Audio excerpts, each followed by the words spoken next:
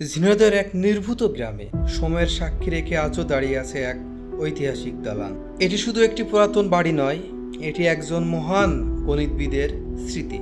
এই দালানটি ছিল প্রখ্যাত গণিতবিদ কালীপদ বসুর বাড়ি, যিনি কেপি বসু নামেও পরিচিত ছিলেন।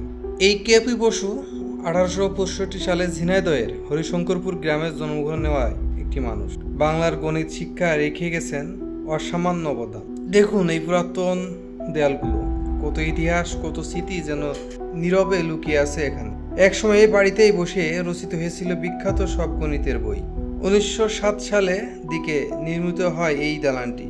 আজও তার পুরনো স্থাপত্য ও সৌন্দর্য ধরে রেখেছে। কালের পরিবর্তনে অনেক কিছু হারিয়ে গেলেও হারিয়ে যায়নি একজন জ্ঞানের স্মৃতি। বর্তমানে দালানটির অনেক অংশ নষ্ট হয়ে যাচ্ছে।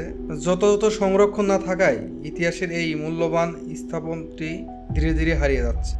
তবুও ইতিহাস প্রেমী মানুষের কাছে কেপি বসুর দালান আজও এক আবেগের নাম। মানুষ চলে যায়, কিন্তু জ্ঞান আর অবদান বেঁচে থাকে যুগ।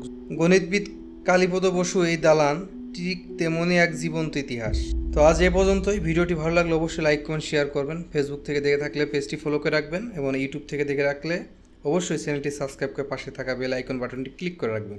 এরকম ভিডিও আমরা ইনশাল্লাহ প্রতিনিয়তই আপনাদের মাঝে তুলে ধরবো। তো আজ এ পর্যন্ত। ধন্যবাদ সবাইকে। দেখা হবে অন্য কোনো জায়গায় অন্য কোনো ভিডিও নিয়ে। ধন্যবাদ সবাইকে। আসসালামু আলাইকুম।